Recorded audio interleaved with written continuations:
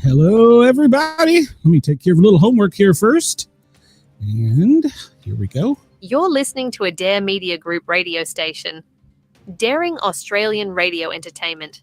Dare Media Group is the home of these online radio stations: Radio X Gold, Radio X Country, 6RXM Radio X Magic, and Dare Talk Radio.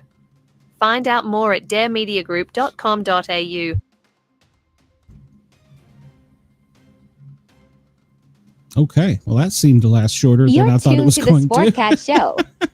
Yes, you are tuned to the Sportcat, the Boss Jock. The Boss Jock has entered the building. You are listening to the Sportcat show. Hello, everybody, and welcome. You are listening to and watching Sportcat's Daily Gazette. And I am in the studio today with all of my friends in the chat. Hello, Denise. I see Chris is in there. Hello, Chris. And yes, Chris is right. Everybody on the Dare Media and the Radio X and the Yerg's Radio crowd needs to come over and check us out on YouTube. And then when you're here, come over and share it, like it, and subscribe. And then also have your pet spayed and neutered. Good one, Chris. I'm going to add something to that here in a bit. So yeah, everybody come on over.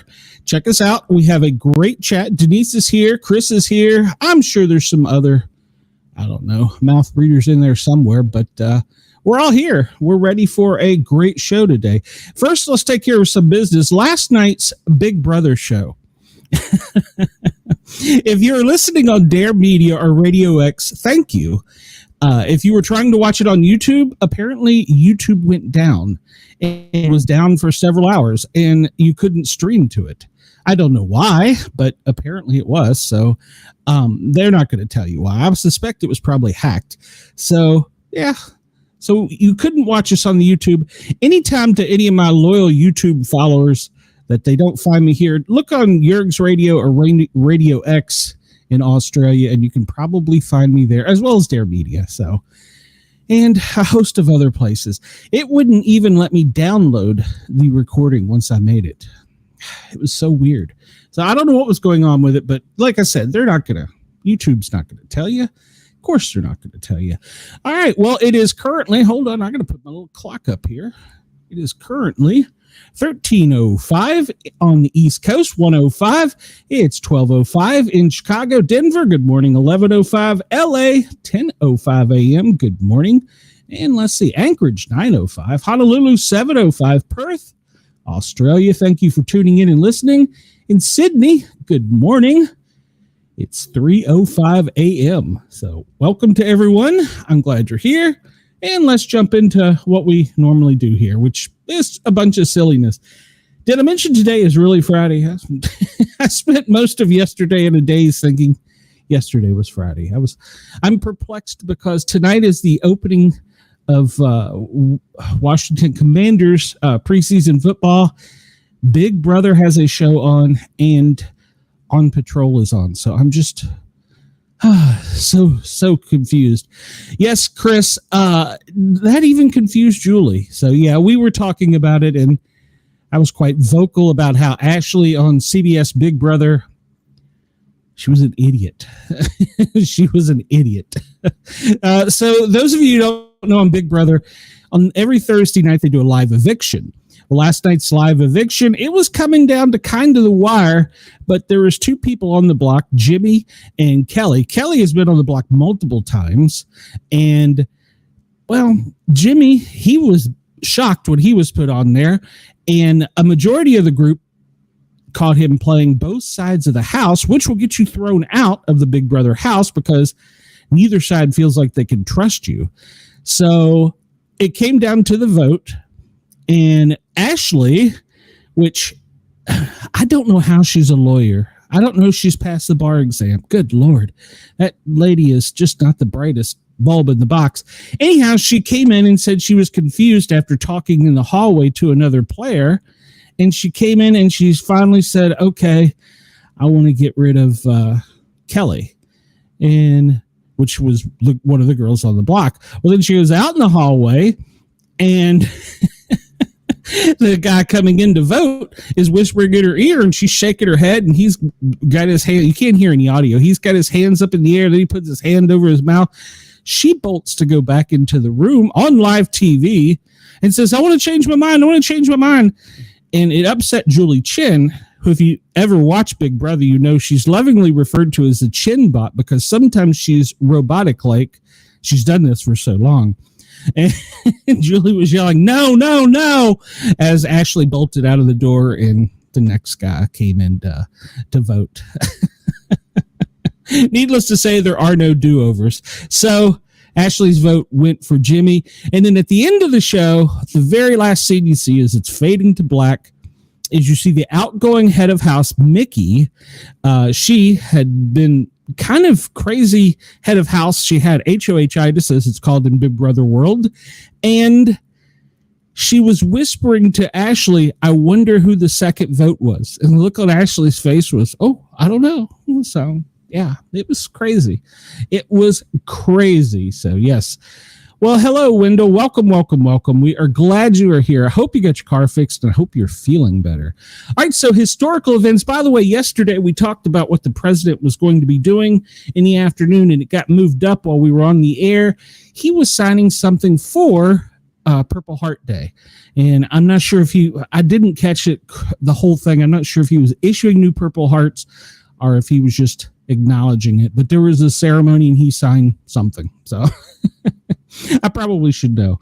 In 1509, Emperor Krishneva Raya, Wendell, try and say that, is crowned, beginning the rejuvenation of the Viagra Empire. No, that ain't right. The Vijayanga Empire in southern India. 1609, Galileo Galilei presents his telescope to the Venetian Senate in Venice. Okay. And in 1796, the United States, the U.S. Congress unanimously chooses the dollar as the monetary unit for the United States. It looks much different than it does now. If you had one of those, if you have one of these now, boy, you're well off. 1945. Wendell says, if anyone is listening or watching on anything other than YouTube, come on over and join us. And Wendell is yelling at you, so you need to do that. Come over and find us. The Sportcat shows are the paranormal, 3 words, guys with a Z, because we're unique. Just search out Sportcat shows. You'll find us, and calm Wendell down, for gosh sakes. 1945, the Soviet Union declares war on Japan during World War II and invades Mankaira the next day. And if you listen to my show Wednesday night, our second hour, we had a guest that was a dual citizen Canadian China author, and she gave a fascinating insight into the China society, the culture. It was really enlightening. So, and the reason I say that is because she was talking about how the Chinese children have been trained for generations to hate Japanese, hate Americans, and to despise Taiwanese. 1974, U.S. President Richard Nixon announces he will resign at 12 p.m. the next day. That's a significant event for me because that is the first thing I remember watching on TV was him resigning. That's the first thing on TV I remember watching. So 1988, ceasefire between Iran and Iraq takes effect after 8 years of war. Well, they just started shooting somebody else. Today in film, 1939, Venice Film Festival opens with the USA boycott due to Benito Mussolini's fascist Italian regime. 1992, Metallica singer and guitarist James Hetfield suffered second and third degree burns during a pyrotechnic explosion on stage at Olympic stadiums in Montreal. I remember that. And in 1990, the first International Lawn Tennis Challenge, it's the precursor to the Davis Cup, begins at the Longwood Cricket Club in Massachusetts. It was won 3-0 by the U.S. over the British Isles. We dominate tennis. I don't know if that's true or not. So let's see. Chris says, Julie said no, then counted it as number 2, then changed it again to say the original vote counted. It was an awesome example of lawyers diddling, deciding things in life on the fly. I'm telling you, if that girl is really an attorney, I hope and pray I never have to. I hope if she's an attorney and I ever have to be in court, I hope she's on the other side, not my side. Let's see, 1844, Brigham Young is chosen to lead the Mormon Church. He becomes the leader of the Church of Jesus Christ of Latter-day Saints after the founder, Joseph Smith, is murdered by an angry mob. During his time as church's leader, he led 148 Mormon pioneers from Illinois to Salt Lake City, where he founded Salt Lake City. He then has established what is known as Brigham Young University. Emiliano Zapata is born. He's a Mexican revolutionary. He was born in the Mexican state of Morelos to a peasant family. He got his start as a revolutionary at the age of 18 when he was arrested for protesting with other peasants in his village against a large estate that had taken over their lands. He fought for land to be redistributed to peasants during and after the American Revolution, but was shot to death by enemy soldiers at just the age of 39 in 1919. 1914, the Endurance depths from Plymouth, England. Famous explorer Ernest Shackleton and the crew of the Endurance set sail from Antarctica, marking the beginning of a perilous journey that would leave them stranding, fighting for their lives. Let's see here. All right. Sorry, Chris. 1693, England's Great Train Robbery. The Southwest Gang pulls off the largest train robbery in British history, stealing 2.6 million pounds of sterling, the equivalent of $70 million in today's money. Bruce Reynolds, Gordon Goody, Rodnell Edwards, and Charlie Wilson joined forces with a dozen other criminals known as the South Coast Raiders to board the train, beat the conductor, and get away with a massive loot. What would be one of the biggest heists in history. We talked about Nixon resigning. I wonder, did they ever find the loot? And let's see, 2003, serial killer Shelley Notek is arrested. Serial killer and mom is arrested in Washington, known as a selfless family. The Noteks would always open their home to strangers. Unfortunately, those that stayed in their home rarely made it out. After suffering abuse themselves at the hands of their own mother, they turned her over to the police. Her daughters turned her over to the police. They claimed that their mother had not only abused them, but tortured and murdered guests that stayed in their home. The police searched the home and found copious evidence of her crimes. She, along with her husband, were arrested, received 20 years in prison, and released in 2022. It doesn't say how many people did she kill. Good Lord. And you only get 20 years? Goodness, that doesn't seem right, but hey, whatever. We'll talk about how certain criminals get away. August 8th. Well, that's today. Chris, it is National Pickleball Day. Do you play pickleball, Chris? National Moochie Day. What is Moochie? I'm probably pronouncing it wrong. Let's look because I'm a fat kid. It's the day we celebrate the Japanese rice cake Moochie. You know, now that it says this, I think I've had this.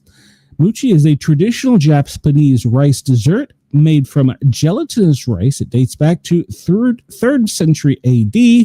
It's said to evolve during the time as rice cultivation. In Japan, rice is a significant part of the Japanese culture. History tells us that Moochie relates to Japanese lore, gods and goddesses, celebrations, and art that dates back to the 3rd century. As soon as that came up, I was like, I think I've had that. I don't know if that's true or not, but I think I have. My high school growing up, we had, the high school spoke 135 different languages, but not every class was that integrated. But one of my friends, it seems like, brought that for the class. National Whataburger Day. Okay, I'm going to protest. Why does Whataburger have its own day? Global Sleep Under the Stars Night. Well, it's so hot here in the South that it's probably would fry you if you did. It's National CBD Day. Oh, Mrs. Sportcat, take a listen. National Dollar Day and National Frozen Custard Day. I don't know if I like National frozen custard. Sneak some zucchini into your neighbor's porch day. Wendell, have you ever snuck zucchini onto your neighbor's porch? And it's National Happiness Happens Day. Chris says, I've never played pickleball. Also never thrown pickles on a car behind me in the drive-thru. Hey, don't judge, okay?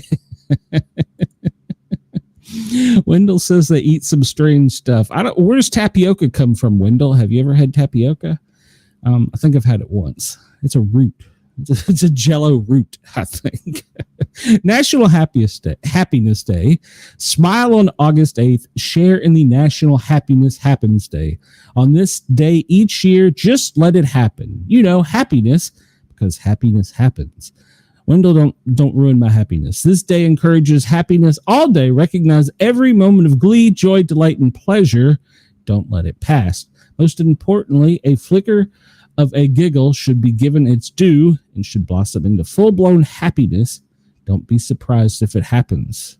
The happiness fairy is out, shaking its wand on everyone to be happy today. It's International Beer Day. Well, that'll make a lot of people happy. Wendell says, Whataburger is high price and basically the same as Burger King. The only Whataburger I like is the one with jalapenos on it. But you're right, it's just a Burger King.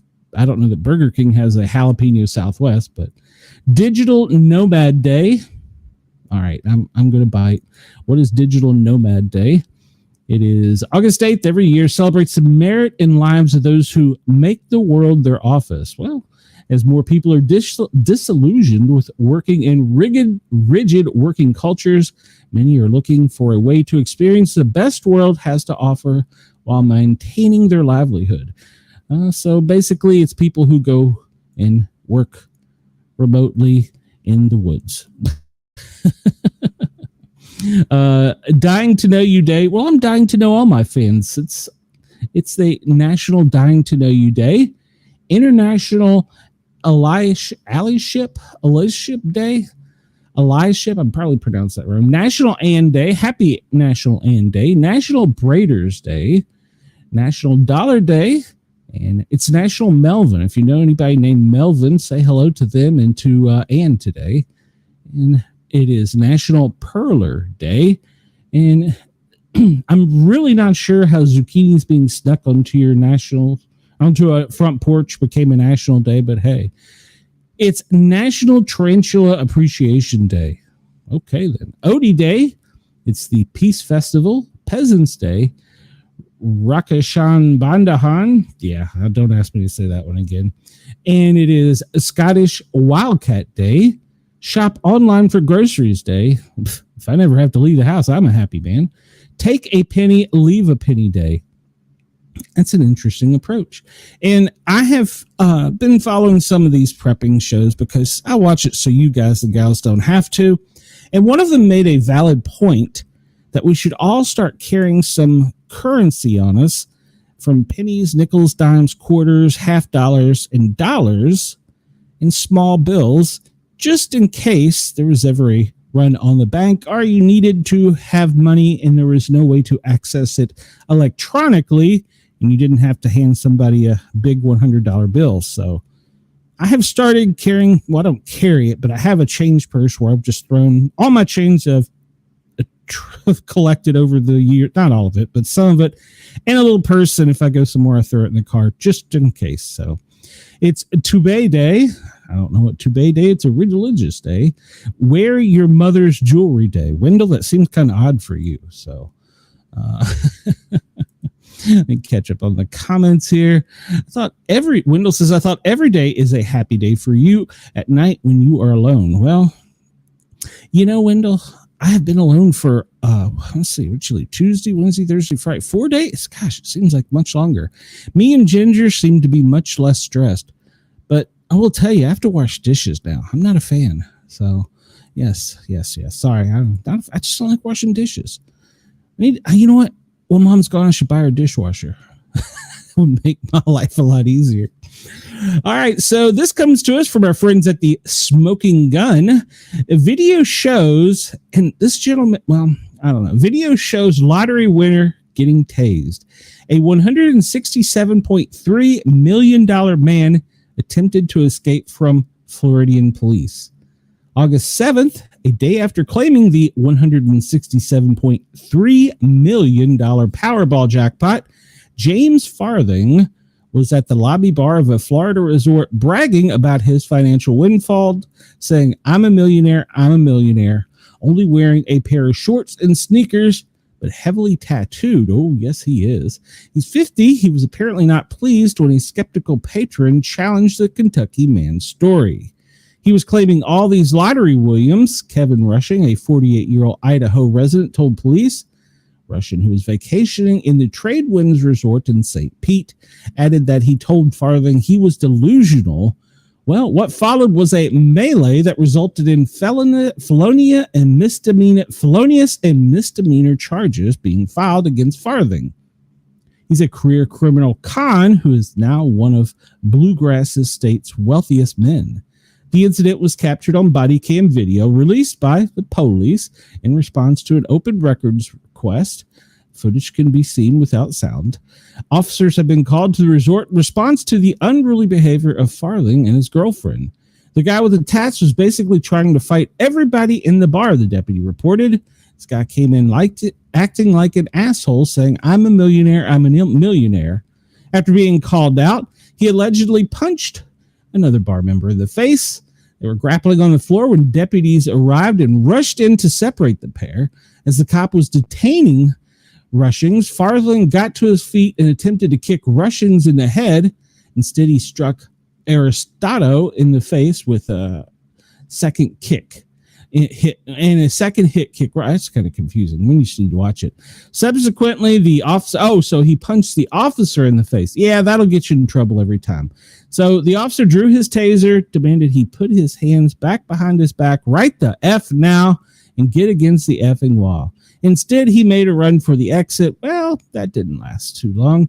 He fired 3 taser darts, into which struck him in the back, and he executed a flawless tackle on him, who was bloodied when his face hit the floor. Oh, poor guy. Well, he's a millionaire. He can buy new teeth.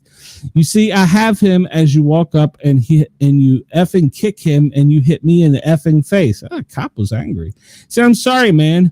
Save your sorries for later, the officer replied, who substantially declared he's going to effing jail for effing kicking me in the effing face. Well, the officer certainly was upset.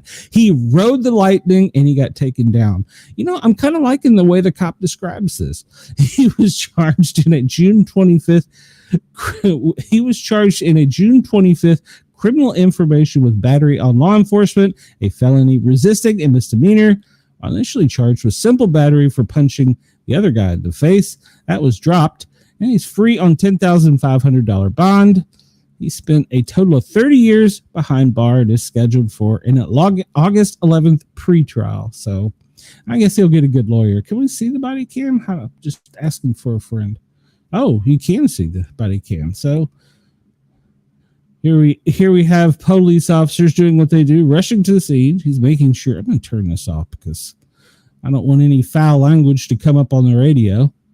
Police officers just sauntering in, and well, there's a guy laying on the ground there, and oh my,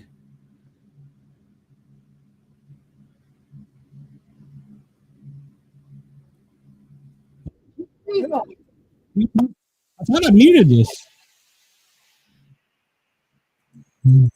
There we go. Let's see. No, let's turn it down. It's not gonna let me. Whoa. Wow. This officer is very upset.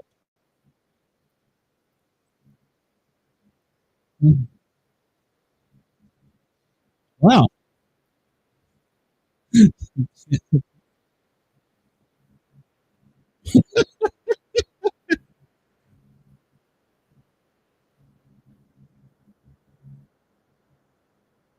Oh.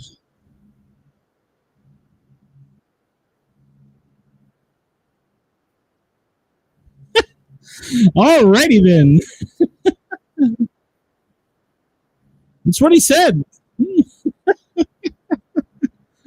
All right then. Let's just get out of this before get into any more trouble with the FCC or anybody else.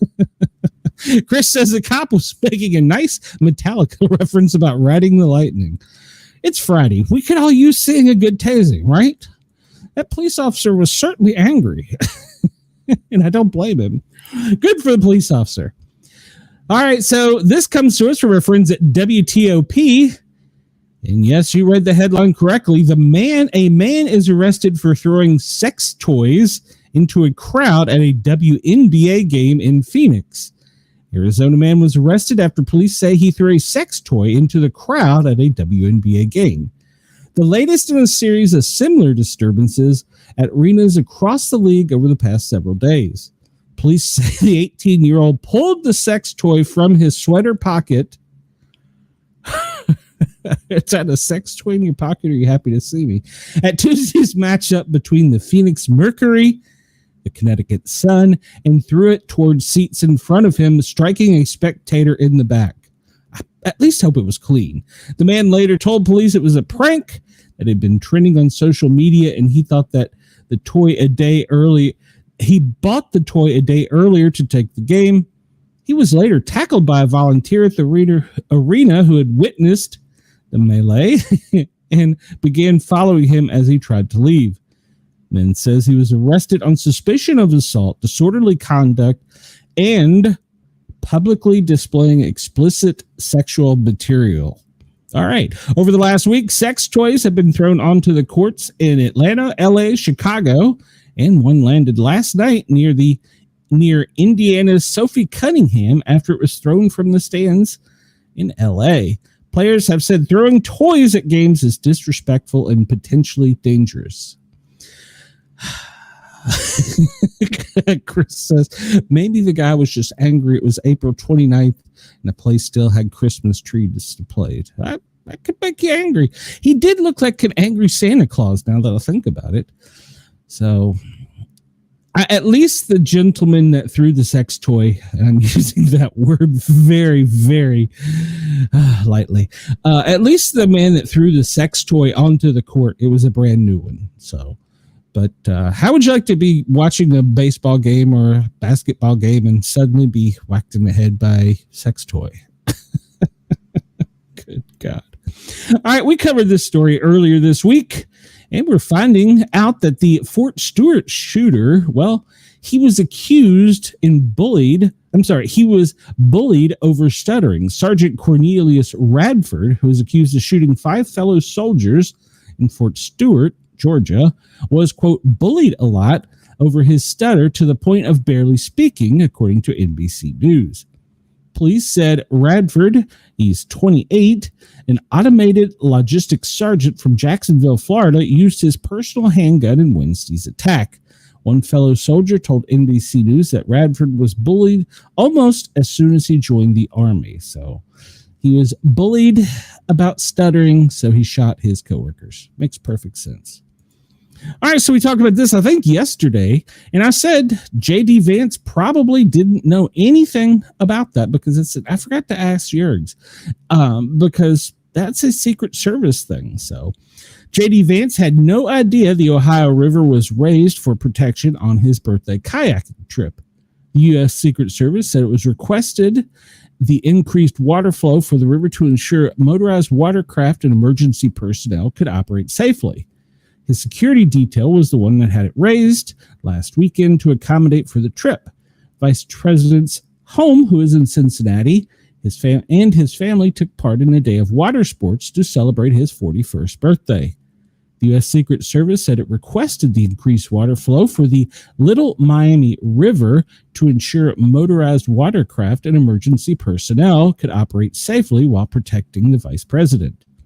But critics immediately blasted the action as a sign of the vice president's entitlement, particularly given the Trump administration focus on slashing government spending. Well, according to Richard Palmer, who serves as the chief White House ethics lawyer under Bush, said on X, it's outrageous for any Army Corps of Engineers to spend taxpayer money to increase water flow in rivers so the VP can go canoeing when budget cuts to the National Park Service have so severely impacted vacations everyone. The Army Corps of Engineers, declined to address any financial impact. Spokesman Gene Paltic said the agency's Louisville district temporarily increased the outflow from the Cedar Creek in the southwest Ohio River in Little Miami to support, quote, safe navigation of the U.S. Secret Service personnel. He said the move met operational criteria and fell within normal practice. It was determined that the operation would not adversely affect downstream or upstream water levels, he said.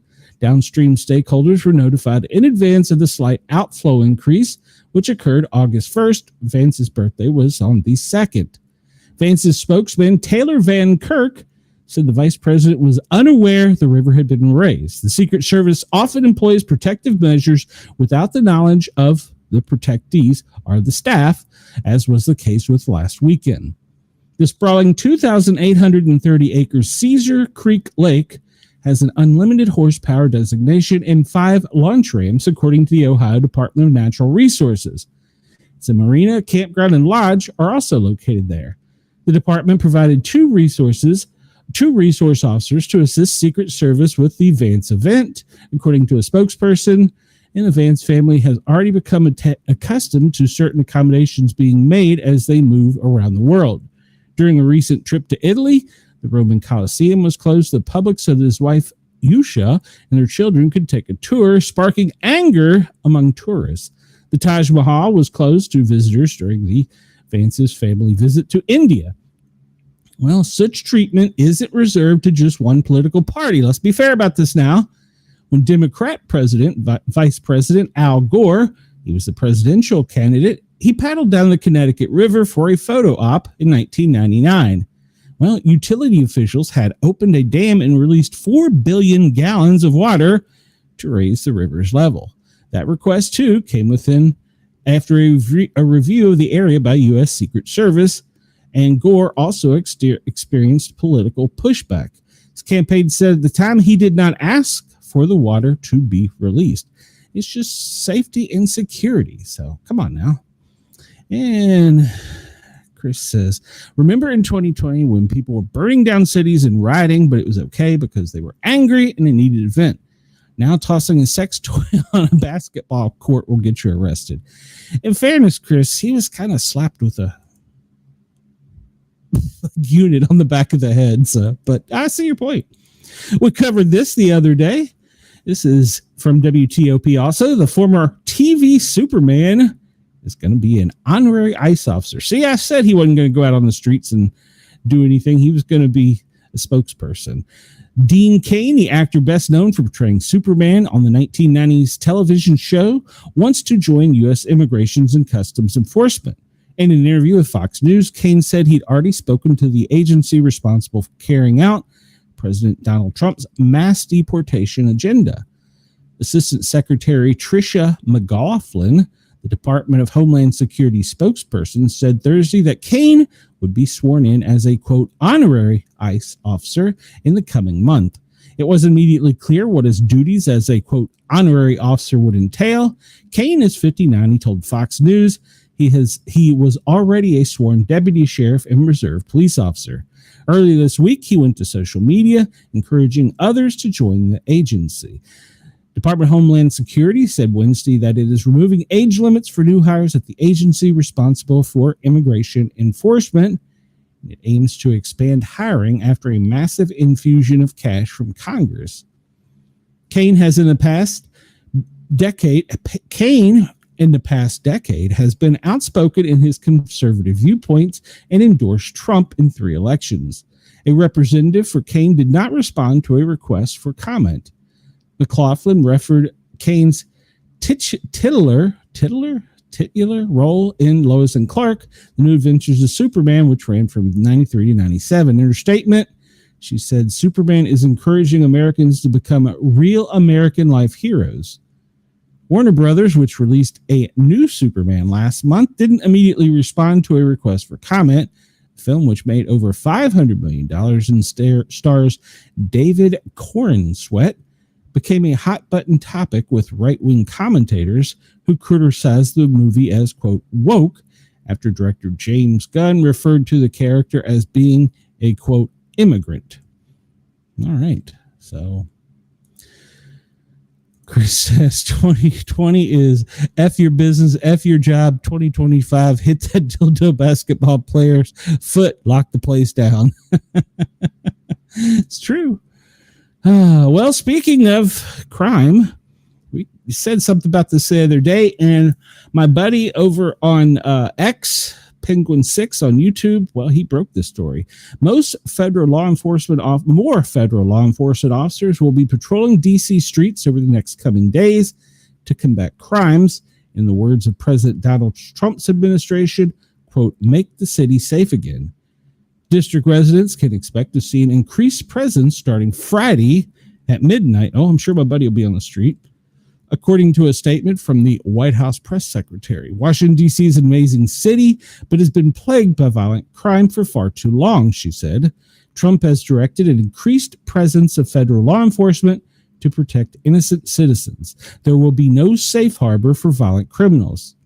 The boost in police patrols will take place for a week with an option to extend as needed, Levitt said. Making D.C. safe and beautiful task force law enforcement's working group will help up those patrols, Levitt said. The group includes 15 departments from various agencies, including Metro, U.S. Capitol, FBI, DEA. It's not clear on when and where the patrols will occur. Reporting live from the district just after 5 a.m., WTOP's Kyle Cooper said he spotted at least 6 marked Secret Service vehicles cruising back and forth along Lafayette Park and the World War II Memorial on Constitution Avenue. In front of the White House, at least one of the side entrances, it's unclear whether it's from normal, but there are a couple officers, some on bikes, some standing. That may be normal, but they are out and they are visible this morning to the public. Cooper detailed the upped police presence would have a focus on popular tourist areas, such as museums, memorials near Union Station. He described seeing federal cruisers parked with their lights on as some personnel were on foot at the backside of the building. I wouldn't call it overwhelming or something where you go, wow, look at that, but you do see a little more in certain areas, Cooper said, adding that he hadn't seen a notable spike in federal law enforcement officers inside Union Station. Trump hinted that the increased patrols were coming earlier this week after an assault on a former member of the Doge task force was assaulted on DuPont Circle. Well, I have been known to hang out the intersection of 14th and K, Wendell, but you'd have to know the area to get that. So, wrong button. DC did used to be a really safe city, and growing up, I was a freelance photographer, and I would often roam, walking the streets, taking public transportation with my camera and all my gear, and I never had a problem. Now, the statistics that they are using to bring this on, I think, are a little bit skewed because they're comparing DC to countries, which I think is an unfair comparison, but there has been a slight uptick. But what everybody fails to remember is, I think it's like 1 in 6 or so. It's pretty high statistics. Almost every 6th vehicle or so is a federal law enforcement officer of some kind vehicle. So, and most federal law enforcement officers have a duty to act, as most police do, but within DC, they especially have a duty to act if they see anything. So, I don't know. Wendell says, I do know that area. I used to drive through there and laugh at the guys. Well, maybe you laughed at me. There was a place on the corner of 14th and K called The Rogue. I used to frequent on weekends. All right, so the horn dog on duty, we reported on this earlier. The brazen cop is under fire after revealing the not safe for work reason that everyone is getting a ticket. She insists, though, that she was only joking. Well, some people said, please pull me over. She's receiving major backlash after joking about writing everyone a ticket. Jennifer Escalera, a Texas deputy with the Harris County Constable, Precinct 5, has responded to criticism she received about a joke she made on the talk. Well, she's under investigation now, and, well, She's pleasant on the eye. She posted a viral video of her sitting in her police car saying that she would write a ticket to everyone she pulled over since she didn't have sex the night before. All right. So see, what we should do is we should find her boyfriend and ask him what the hell. Didn't get cracked last night, so everyone's getting a ticket. I didn't know cracked was a slang. She said in the now deleted video. Despite her threat, she reportedly didn't give anyone a ticket that day, TMZ is reporting. Spokesperson for the constable told the outlet that the officer is under investigation but will remain active pending the outcome of the probe. Our administration is aware and the Internal Affairs has opened an investigation.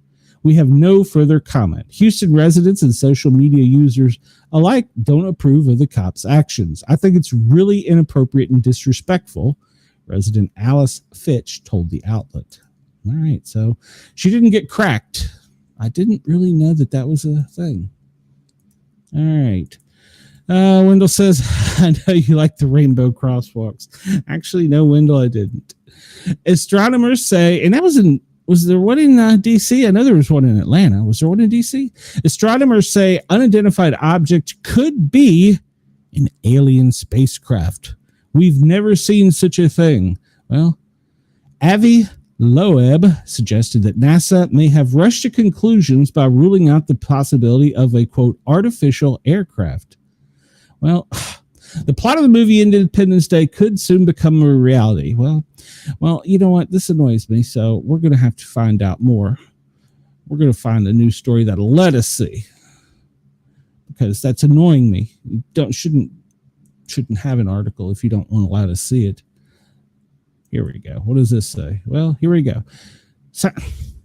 Go away. Scientists are watching a newly discovered object in space, and most of them agree it's a comet, but not all of them. A Harvard scientist who has seen, quote, proof of alien life before, suspect this object may instead have alien origins. Professor Avi Loeb said there are clear signs that the comet known as 31 Atlas could be an alien craft.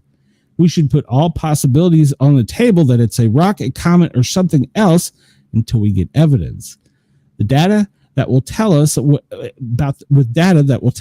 is. Professor Loeb and his team say the interstellar object is on an extremely unusual course for a comet, one that will take it close to Venus, Mars, and Jupiter. So the object appears to be, quote, intelligently directed as if it's alien. The world should prepare. I think that when we have a blind date from a visitor from another star, all bets are off, Loeb said. We shouldn't assume anything, and we should assess the risk given the data that we have. Loeb said the risk should be assessed using something like the Richter scale for earthquakes. 0 would be natural objects like a comet. 10 would be an object that maneuvers as if it has an engine that is definitely technological. And then there should be some policymakers deciding how to respond. He says it will pass closest to the sun 29 October. We see a lot of houses on the cosmic street that look like ours, analogs of Earth's sun system, he said. And I think it's very arrogant of us to assume that they don't have residents. Well, is it a false flag? Are the aliens coming for us? So, see, Wendell, I was hoping it was going to be close to that so I can say it. 3 Americans were dramatically rescued from an Antarctic base, which is 2,700 miles from civilization. I applied to be a paramedic on that base. The Royal New Zealand Air Force managed to locate and rescue 3 Americans who were trapped in an Antarctic research base. Early on Wednesday morning, the Royal New Zealand Air Force saved 3 Americans from a U.S. research facility in Antarctica. According to an RNZAF news release on Wednesday, they landed a C-130J Hercules at the McMurdo station in complete darkness and severe weather. There, it evacuated 1 person who required urgent medical care and 2 others who needed medical assistance. They did not report on the patient's condition. They just mentioned that the medical care they needed was not provided by the workers at the station. So the mission wasn't just difficult, it was one of those technically demanding operations an air crew can face, according to the press release. So Wednesday said it was a news release from the U.S. Embassy and the consulate in New Zealand. Extreme conditions with little margin for error.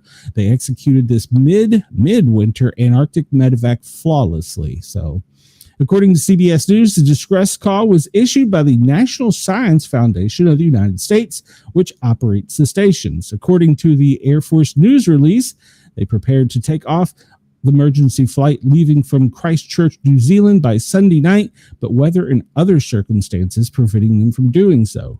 The crew only attempted the flight after a detailed analysis of the weather and airfield state. The United States Antarctic Program Winter Team must physically create the runway before we can depart by ensuring the ice is groomed and suitable for landing, according to the air commander. However, the air crew took advantage of an opportunity and set off Tuesday night what would turn out to be almost a 20-hour round-trip journey. According to the announcement, the air crew refueled while leaving the engines running after landing at the research station. This procedure is known as hot refueling. Yes, it is. It keeps the engines from freezing. The crew returned to Christchurch on Wednesday without incident. Landing a large aircraft on ice and darkness using only night vision takes precision and extraordinary skill. We are deeply grateful for the crew's professionalism, courage, and partnership. This mission was nothing short of heroic, the U.S. Embassy in New Zealand wrote. So, yes, that's that area of the world is got people up there and they don't even know about it. It's crazy. And our black hole window. So outrage erupts as a Democrat senator is accused of doxing ICE agents and endangering lives. Arizona State Senator Annalise Ortiz has faced fierce backlash over her social media posts warning migrants of ICE raids, with some calling for her to be, quote, deported. Well, that seems a bit harsh. A Democrat senator has been slammed over her social media posts about the sightings of ICE and the enforcement squads. Arizona State Senator is facing demands for her removal from legislature, claiming she is receiving death threats and she claims she is receiving death threats and even may face legal action. Her actions caught the attention of influential right-wing libs of TikTok who claim that Ortiz was actively impeding and doxing ICE by posting their live locations. It comes after one unexpected state saw a surge in illegal border crossings under Trump. Following the post, Senate President Warren Peterson announced he had requested the U.S. Attorney for Arizona to initiate an investigation into potential violations of federal law. In response, she retorted, public servants have a duty to uphold the law and respect those who enforce it, not undermine them. State Senator Jake Hoffman demanded X removal from Arizona's Senate and announced his intention to file an ethics complaint. She's doxing ICE agents and openly putting the lives of American law enforcement at risk. Department of Homeland Secretary Tricia McLaughlin accused her of prioritizing illegal criminals over American citizens. She declared Arizona State Senator Annalise Ortiz is siding with the vicious cartels, human traffickers, and violent criminals over American cities. The Trump official further added, notifying the public about ICE law enforcement operations endangers not only law enforcement, it weakens national security, American national security. I'm not intimidated by this because what I did was simply alert my community to stay away from an area where ICE could be to help themselves stay safe, Ortiz told ABC. That is First Amendment protected.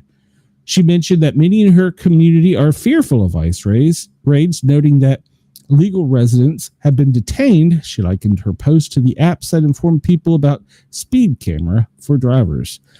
Everyone has a right to know where the public activity is going on so they can choose to protect themselves. It's funny, she's on that side, but I guarantee if you ask her, should law enforcement communications be non-encrypted and available for us all to hear, she'll tell you no.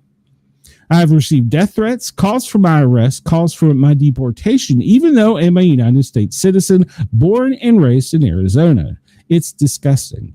She added, I'm getting people telling me that I need to be arrested and they're going to find me. They have my address. This is serious stuff.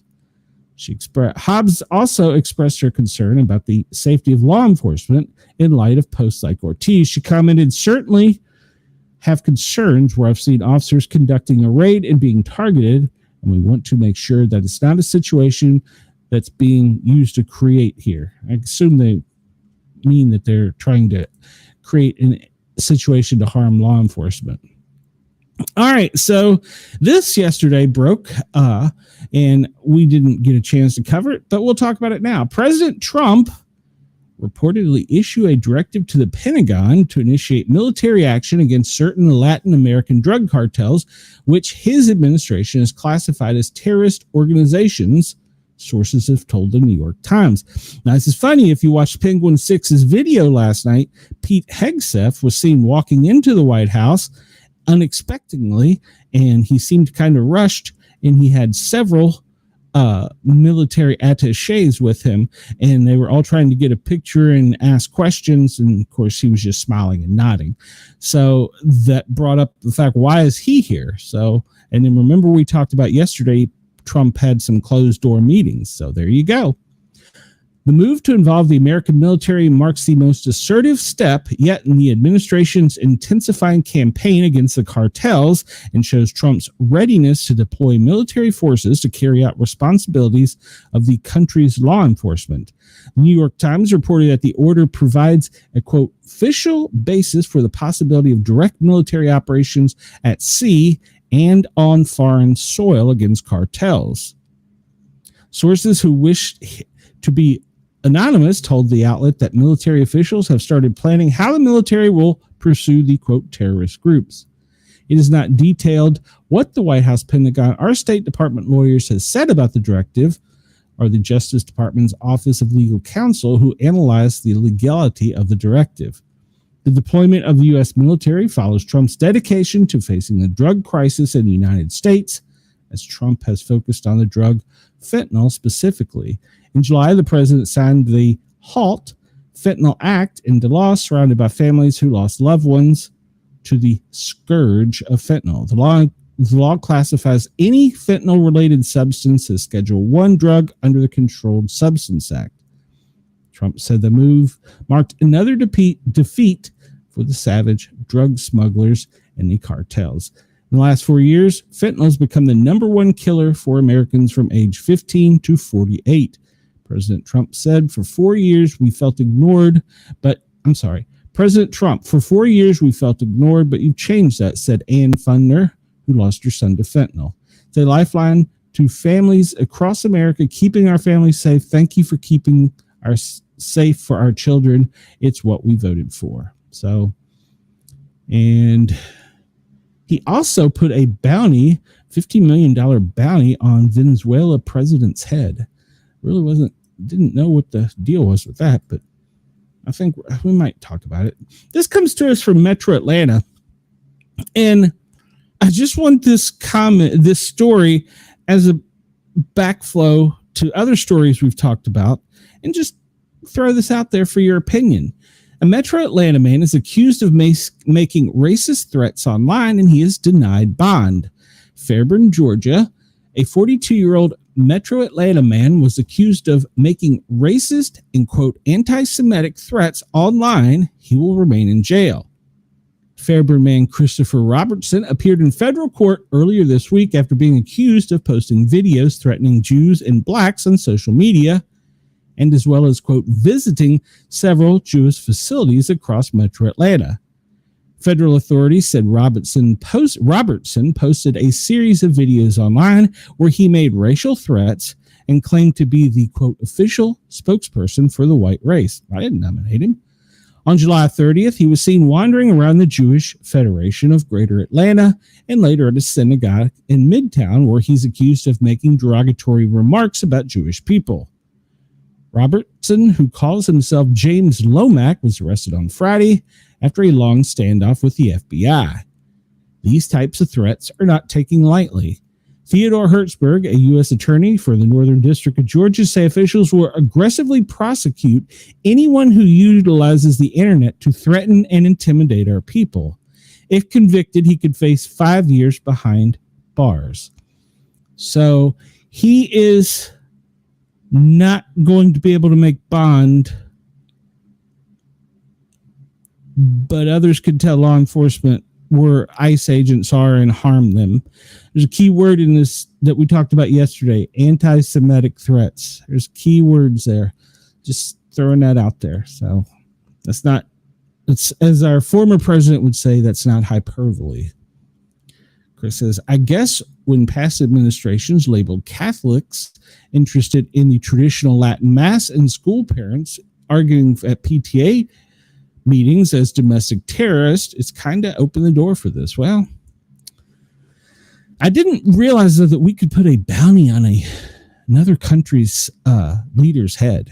That to me kind of blew me away at today's headlines.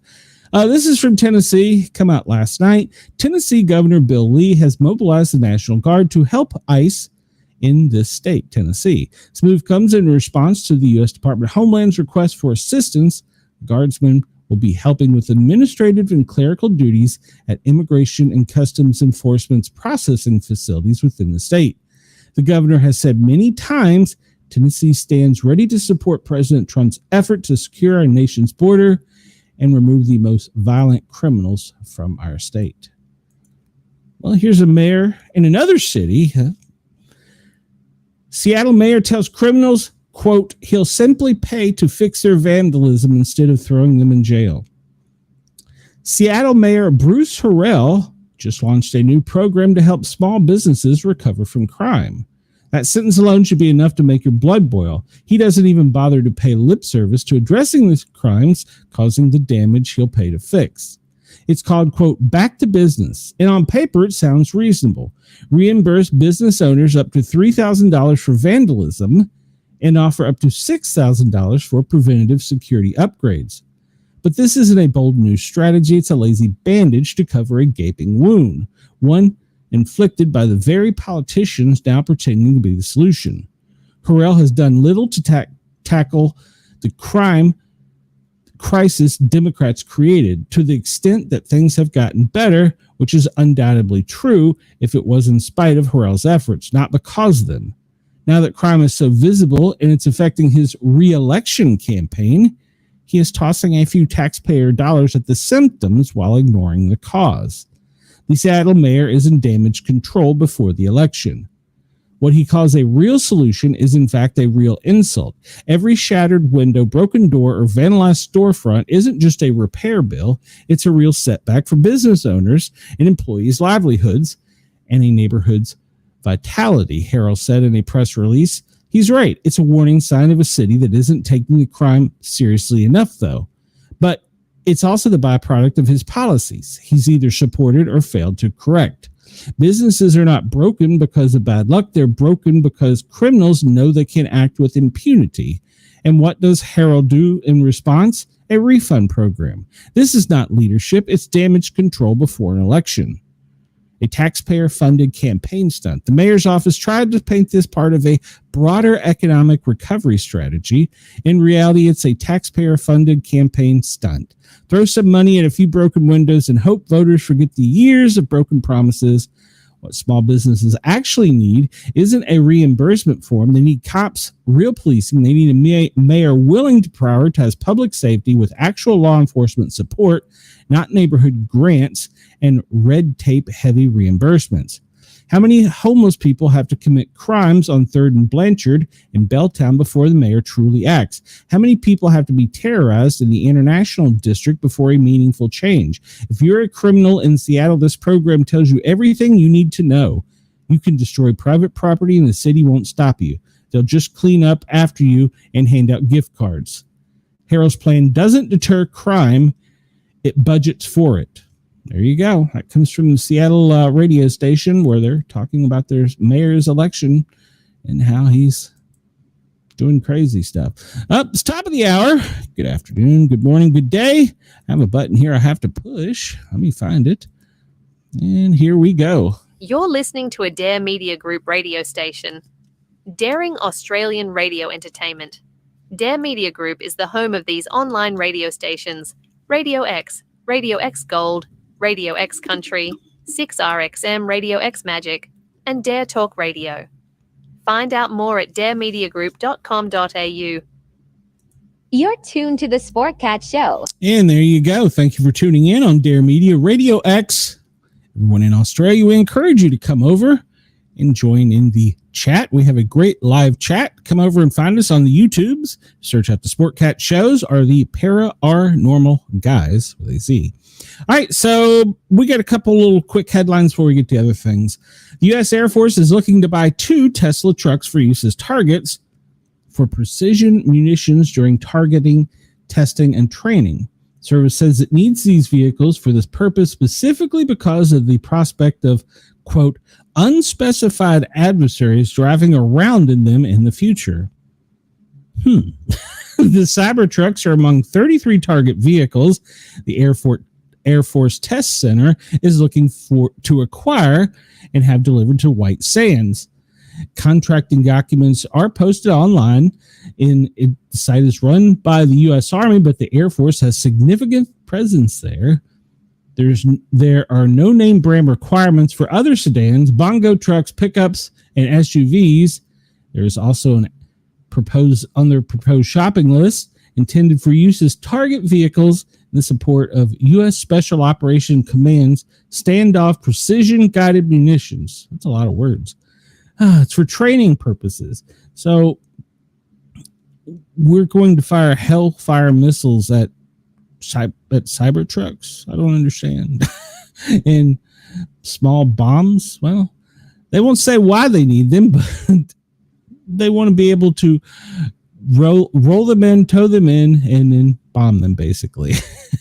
But they don't say who they're training for. It's kind of odd. So I don't understand. You can find the RFP online, and they don't elaborate where the operating theater or the enemy is in question, but you can reach out to the Air Force and search it out. They're looking for 2 Tesla Cybertrucks to shoot at. Interesting. The Army has launched its own spiritual fitness guide. By the way, in case you didn't know it, you can go online and find most military manuals, including this one.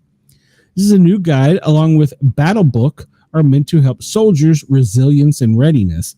The Army is looking to strengthen soldiers' abilities in the spiritual domain, which encompasses mental and emotional health, such as services rolled out by the new Spiritual Fitness Guide this month to help soldiers develop greater internal resilience alongside physical endurance.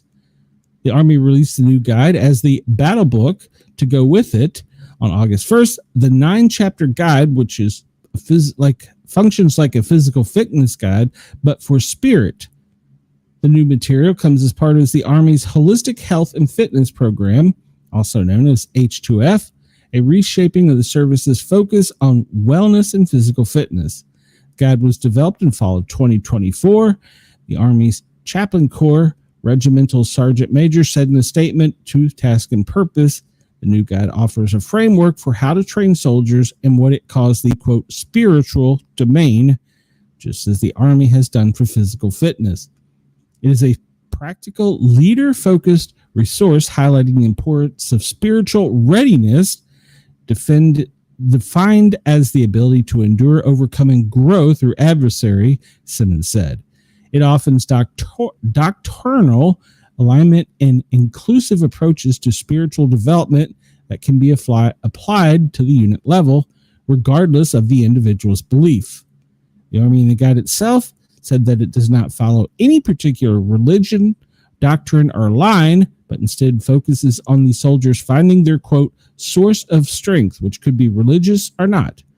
Rather than faith-based prescriptions, the Army document treats spiritual development as a scalable part of military life, with suggestions for unit leaders on how to foster mindfulness and a greater sense of purpose. The Army previously defined, quote, spiritual readiness as personal qualities needed to sustain a person in times of stress, hardship, or tragedy. As such, the guide cites an array of motivational quotes ranging from General Patton to President Lincoln. It also lays out what the Army sees as the 4 stages of spiritual development. The first is external, were identified is shaped in external forces acting upon them.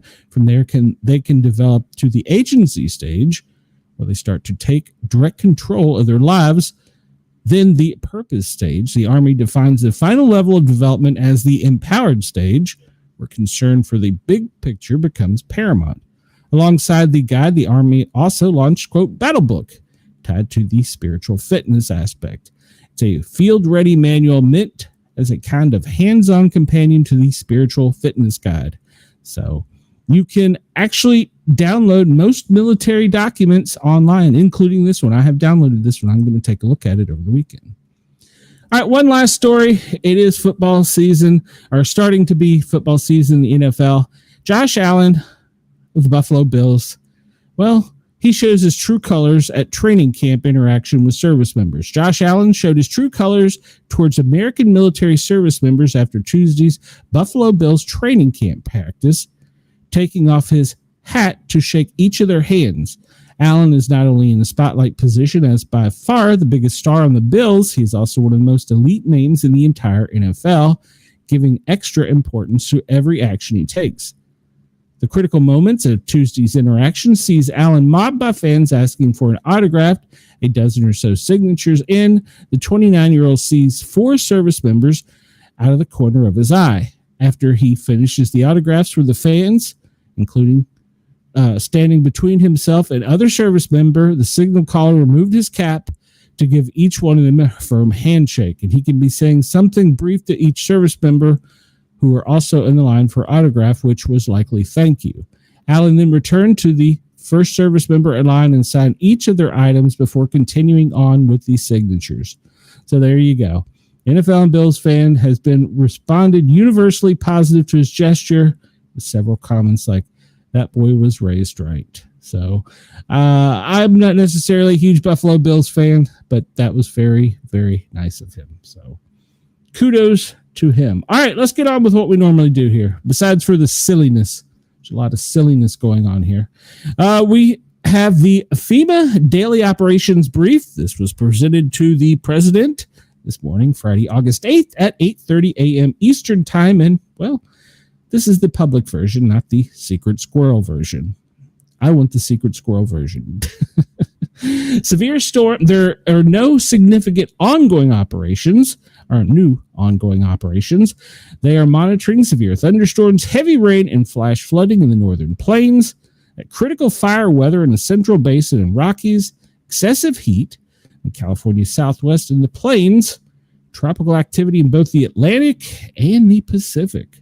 So they've approved a declaration activity for the Canyon Fire in California. And, well, a tropical storm, I'd say it's Paru. I don't know. I'm probably pronounced that wrong, but it's 480 miles northeast of the Anderson Air Force Base in Guam. Maximum sustained winds of 46 miles per hour with higher gusts. And the next 12 to 24 hours, we will see surges of heavy showers and gusty winds within the west winds feeding Paru. All right, so there will be also statements issued by the National Weather Service. And Henriette, well, she's 975 miles east of Hileo. She's got a maximum sustained wind of 40 miles an hour. She is moving west at 17 miles per hour. And tropical force winds extend out for 60 miles from the center. They're expecting little change or strengthening during the next 48 hours. And Ivo, well, he's 180 miles southeast of the tip of Baja. I'll remember that for a later incident we're going to talk about. Hopefully we'll get time. I need to rush through this, so we do. Tropical force has got winds of up to 60 miles an hour, extending outward for 45 miles. Strengthening is forecasted and expected to become a hurricane later today or tonight. Over the Atlantic, Disturbance 1, well, they ain't got a name for it yet. It's a couple hundred miles offshore of North Carolina. It's moving northeast 10 to 15 miles per hour. Now, they're still saying the formation chance of it is possible over the next day or two. In the next 48 hours, pretty low. The next 7 days, 10%. So it's a possibility. Could never say never. All right, a tropical wave over the eastern tropical Atlanta could form late this weekend or early next week It'll move west-northwest to the northwest across the central tropic subtropic. Formation chances during the next 48 hours, well, near zero. But over 7 days, be on the lookout. They've changed it to 50%. It's went from 80 to 60 to now 50. Okay, so yesterday we talked about the storms in North Dakota. Well, in North Dakota, you're going to get a soggy break, but all that is pushing over into Minnesota and Wisconsin and down into Iowa. Why'd I say Idaho? At any rate, be on the lookout for severe thunderstorms today if you're in those areas of the country, but you can expect pretty much in the Midwest, Northwest, and over to the Boston areas and New England area, spotty rain showers, but that's going to extend really all the way down from Wisconsin and Michigan to the Keys and back over to the Panhandle. Once again, I think I said this wrong. North Dakota, South Dakota, you're still going to have some chances of storms, but Minnesota, Wisconsin, and Iowa all are under the gun for severe storms. Now that's going to move to the east, southeast slightly tomorrow, but it's only going to move it down to Iowa and Illinois, so they need to be on guard. And then later over the weekend on Sunday, the center of the country is going to see a pretty good soaking. Excessive heat, yeah, it's hot. It's hot. Excessive heat, well, we have warnings on the West Coast and down into Baja and also pretty much all of Arizona, Southern California. And if you look on the bigger picture, all along the west side of the Mississippi is code orange, but you get over into the Four Corners, Colorado, Denver, Montana, I'm sorry, not Montana, New Mexico, you're looking at some extreme heat. We'll talk about that in a bit. The fire weather warning for today, well, it's critical pretty much for Mexico, Colorado, Nevada. It's that whole area right there has got a pretty good chance of fire problems for the next 48 hours. So the canyon fire in California is 0% contained. I don't know if you've been following this, but it was burning at 1,000 acres per hour. So far, it has burned 4,856 acres with zero containment. And they are trying to get this under control, but they are not having much luck. So keep an eye on that. Wildfire summary, well, we've talked about the one in Utah. It is 18% contained. The two in Colorado, well, they're 0% contained. And look at the acres burned in Utah, 66,000. Colorado, two separate storms, fires, one at 58,000, the other at 15,000 acres. Yeah, so it's cooking.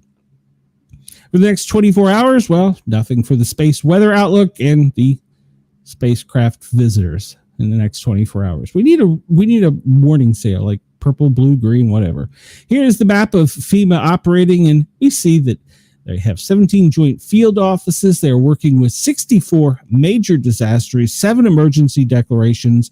They're still helping with direct housing mission and repopulation in 12 areas. And then there's 14 supported disasters with 6 joint recovery offices established.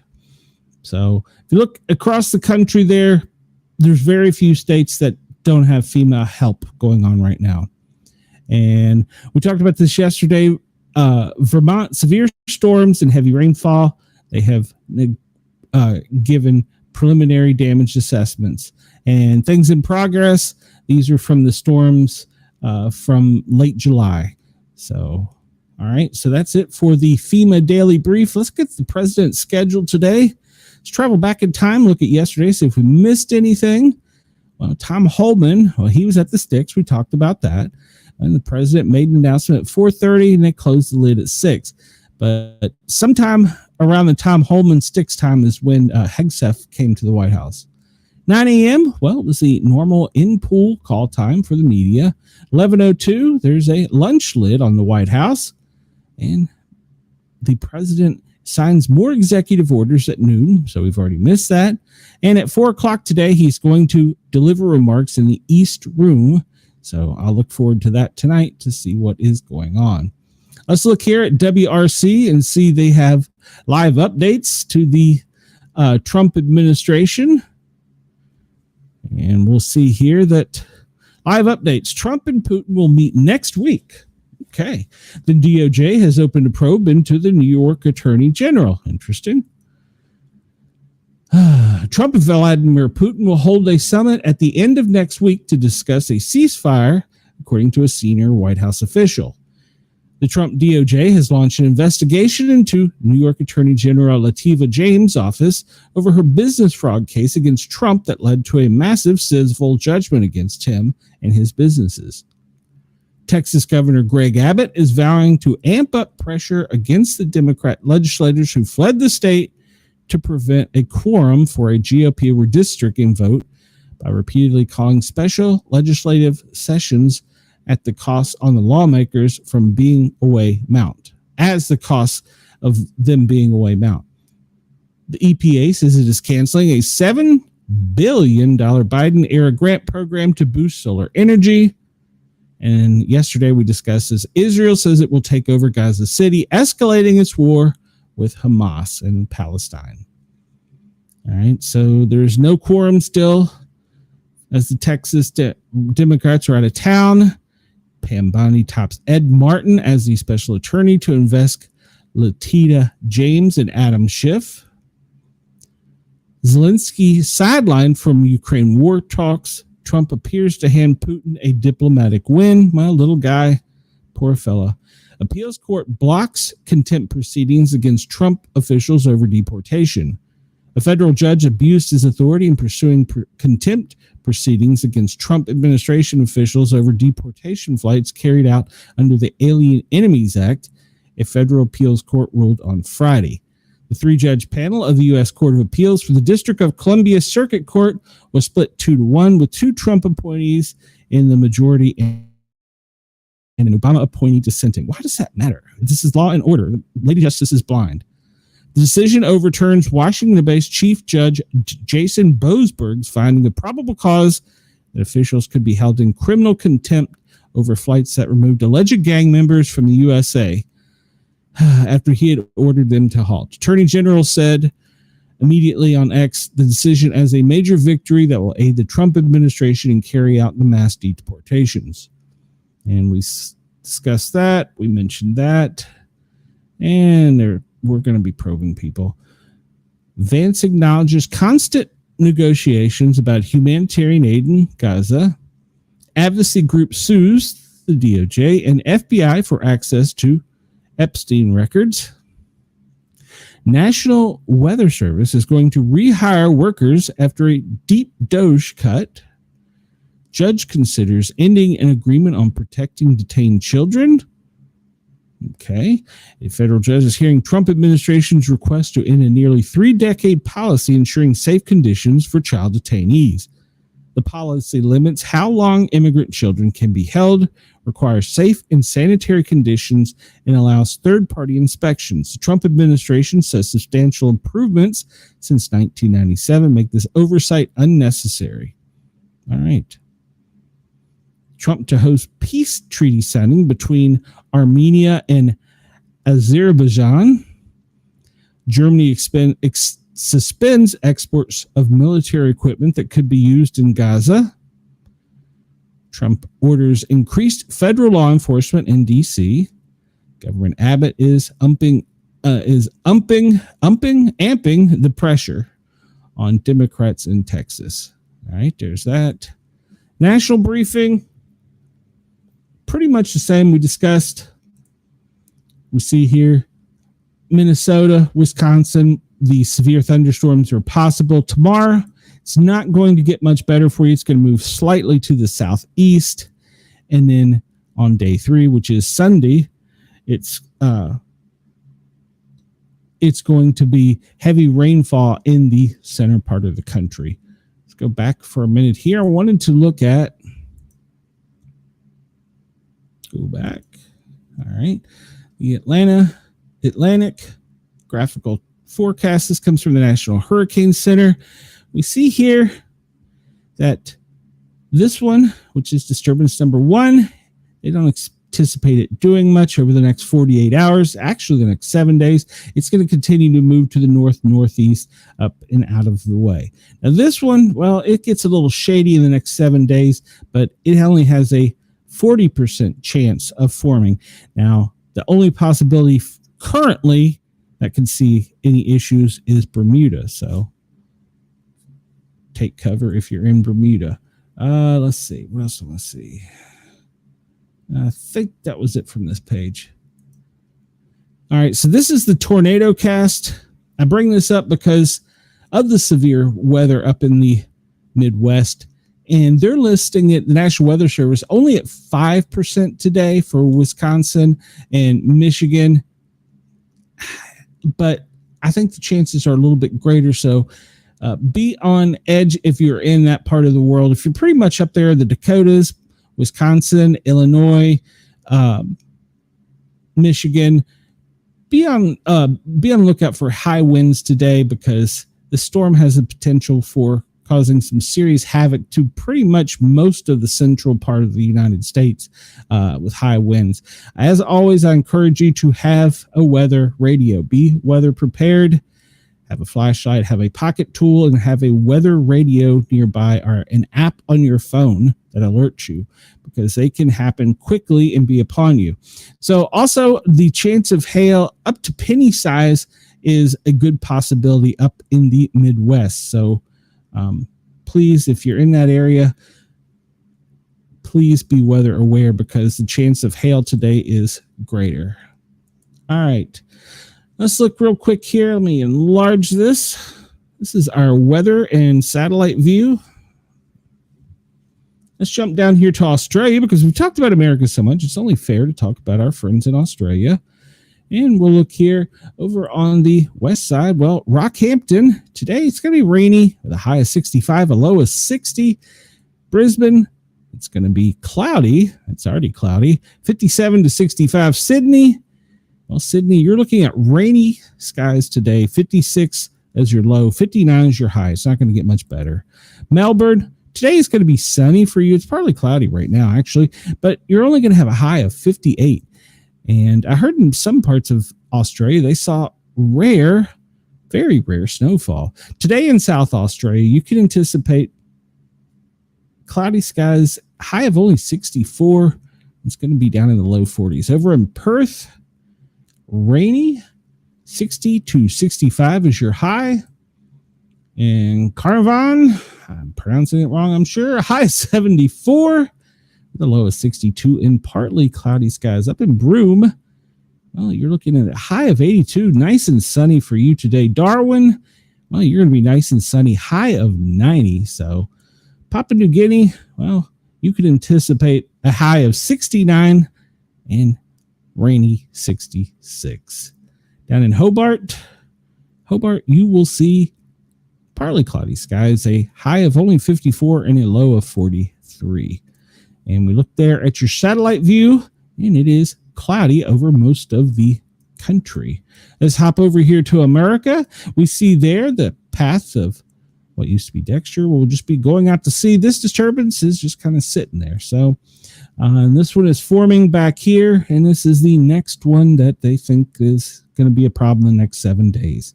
All right, so New York City, well, it's going to be sunny with a high of 80. Washington, D.C., well, it is 80 and sunny. Hop down to Atlanta. It is 82 and 67. I swear it's already hotter than it here in Knoxville. Tampa, you're looking at a high of 87 with rain today. Going over to Houston, you're looking at 96 is your high. Whew, and partly cloudy skies. Chicago, how are you doing today? Chicago, 91 is your high and a partly cloudy day. Let's go over to Seattle and see what they're doing today. Seattle, high of 75, partly cloudy and 54. San Francisco, well, San Francisco, you only have a high of 71 with a low of 58. LA, well, you're going to be sunny at 90.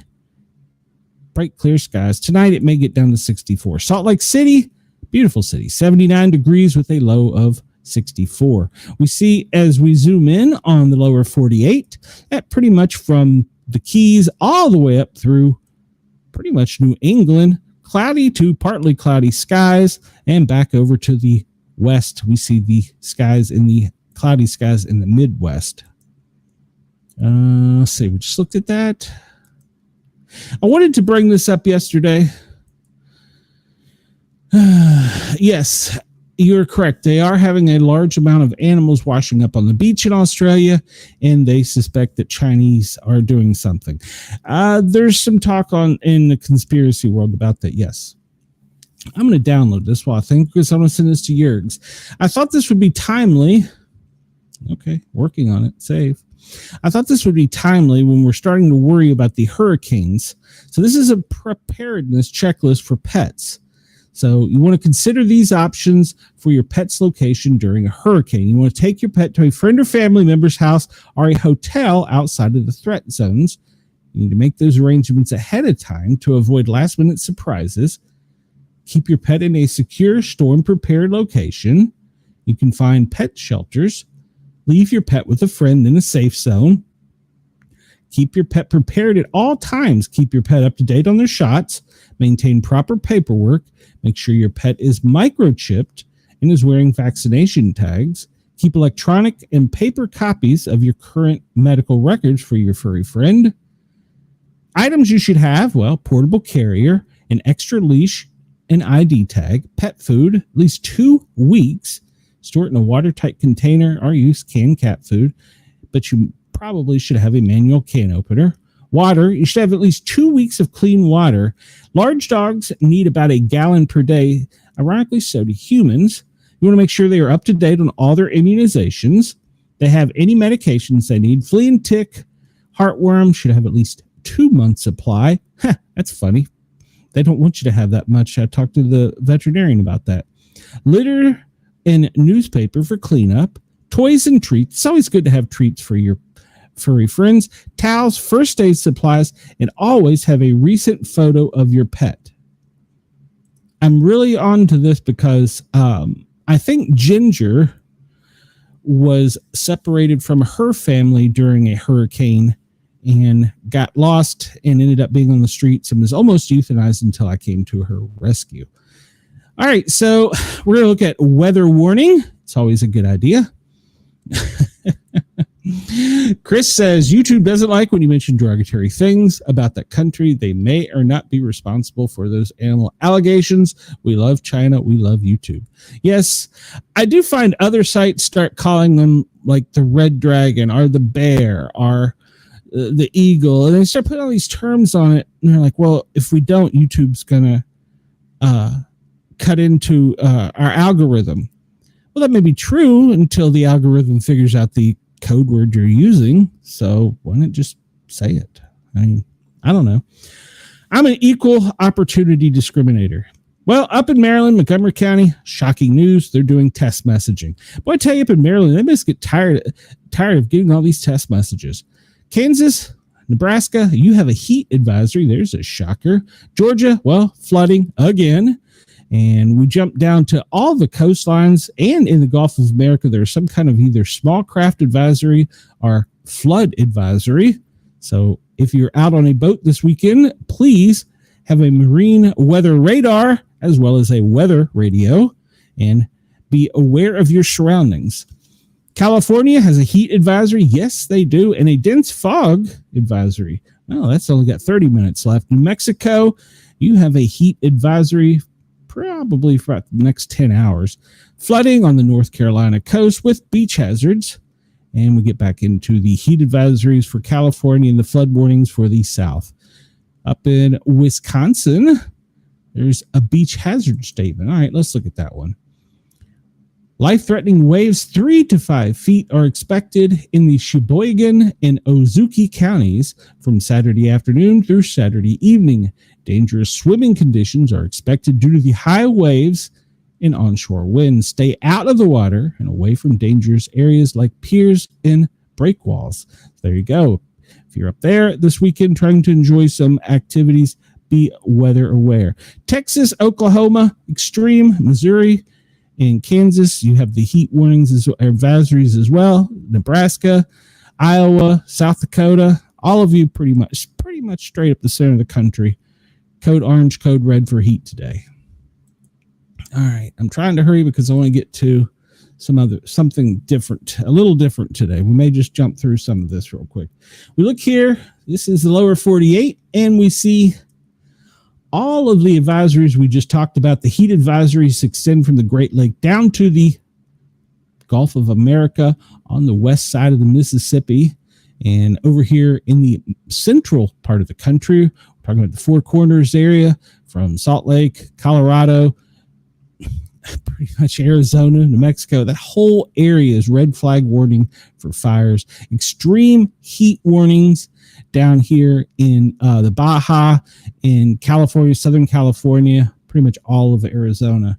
Over on the coast, you see where these storms are forming. This is where a lot of the craft advisories are.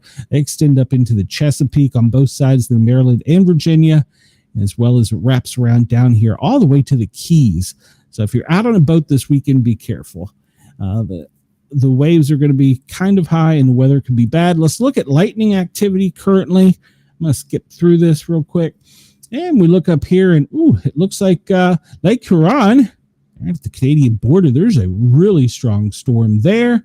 Over in Vermont, they don't get too many storms. That's why I always check in on them. It looks like this storm is up in Bristol. It is just to the west of Middlesbury, to the north of Brandon. It's a pretty good sized little cell for them.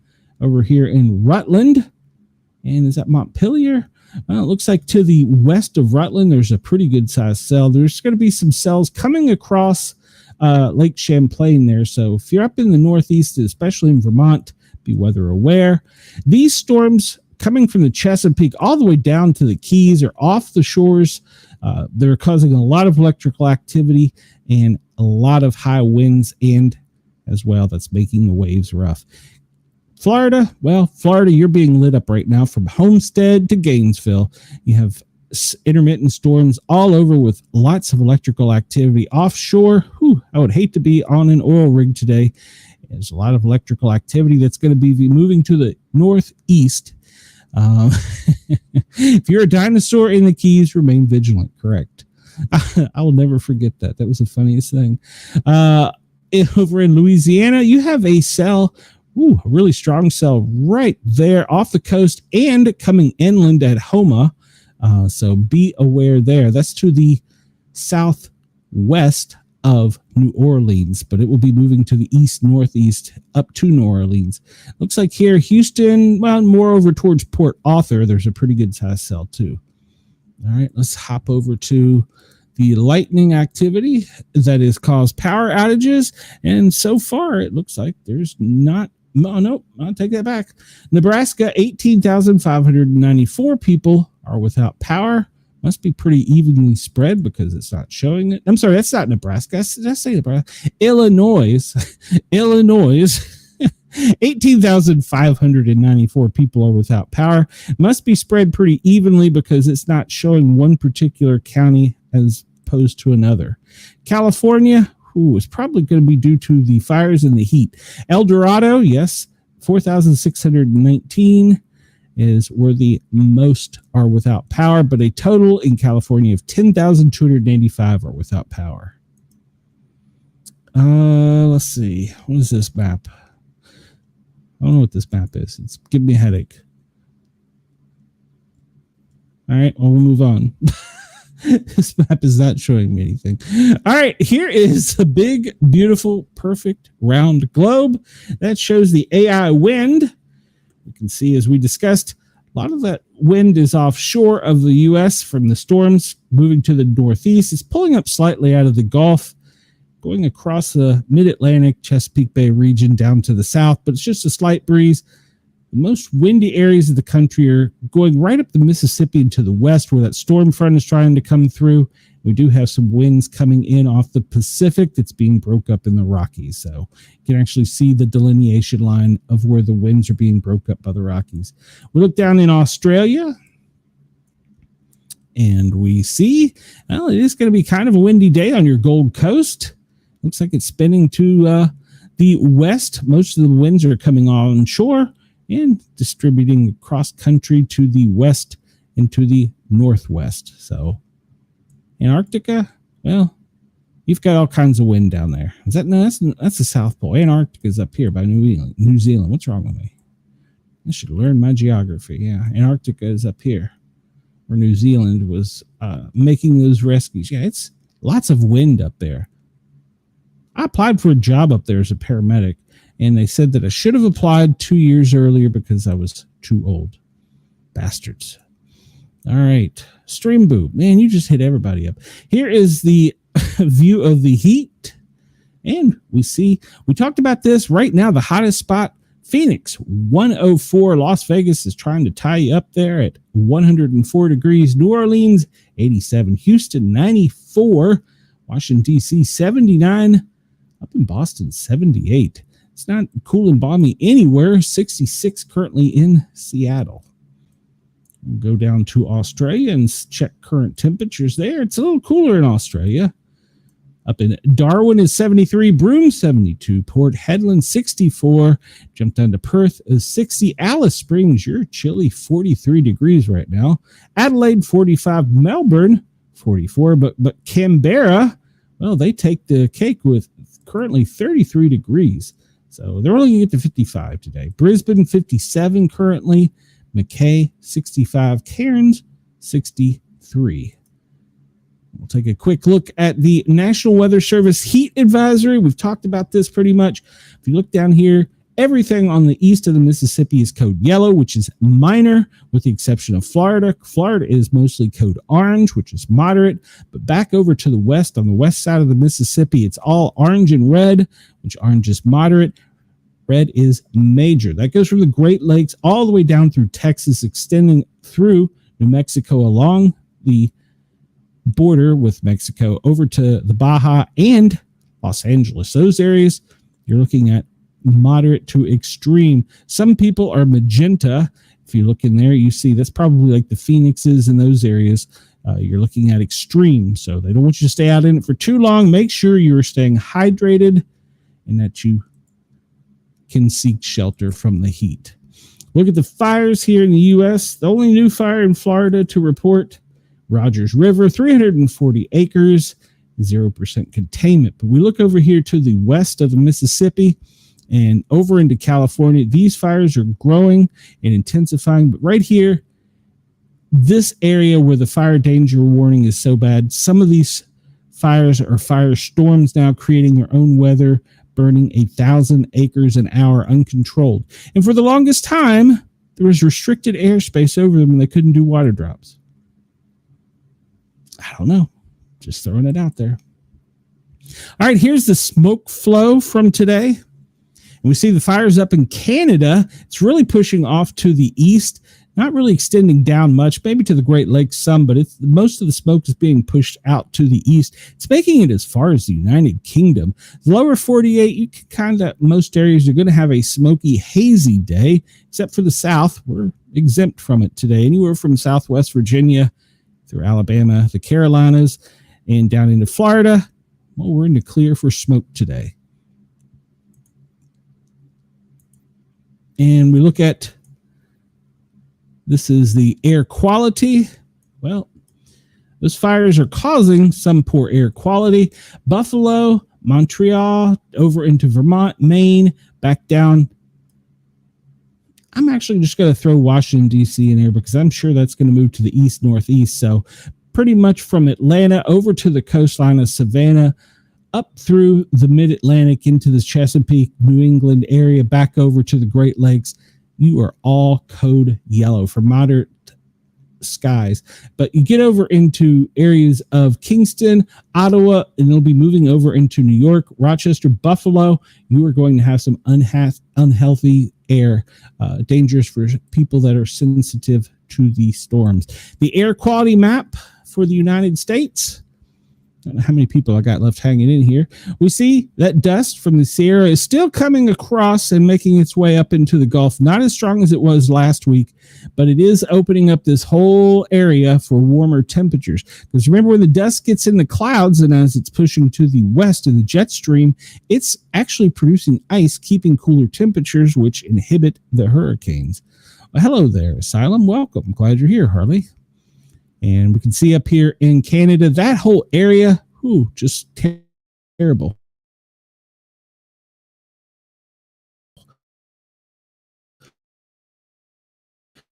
Terrible air quality from North Carolina, Charlotte, straight up Charleston.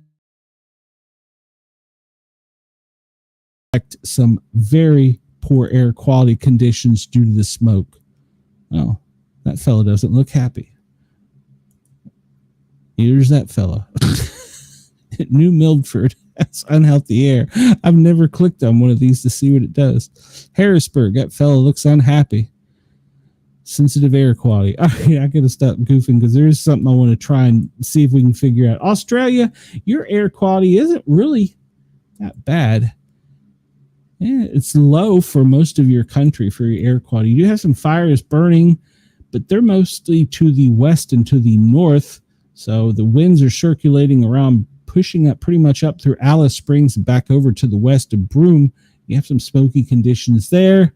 But coming in from Melbourne all the way up, almost to Sydney, that smoke and dust is being pushed to the northwest. So, all right, let's jump to something else. No tsunami warnings, advisory, watches, or threats. That's good news. And this is a map. I'll refresh it real quick of... Let's bring it back over here. There we go. Calm your jets. Of earthquakes in the last 24 hours. We see the most recent one appears to be down here in Guatemala and in Western Turkey. It looks to be maybe one in South America. Yes, Argentina. All right. Volcano updates. Great Sitkin. Your watch activation code is orange. There is some possibilities of it activating. Spur, you are a code yellow. Kilauea, you are a code orange for your volcano watch. And today's global seismic activity level is predicted to be moderate, but we already talked about the few shakers we have. The volcano ash advisory, new emission to 5,000 feet. That was today, about 4 hours ago, and that is off of... Telica. Which one is it? Telica Village? No, I don't. Maybe later. Go away. You're bothering me. Volcanic ash up to 5,000 feet. And where's Telica? Washington? No, that's not Washington. This has got to be South America. So, close that. And volcano activity. We see the only activity we talked about, the volcano back over here, Kilauea, it's green up through there. But if you go back over here to the ring of fire in the past 24 hours, possibility of it becoming active very, very quickly. So let's see. Or ash. All right, so load more just because.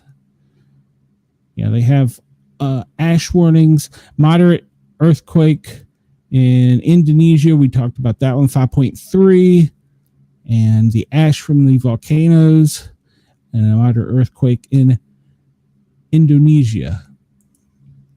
I'm gonna skip all this real quick. We'll cover all this next week, but I want to jump right here for a minute. This is to the plane watch, and I'm not going to zoom in up here. All this is ice.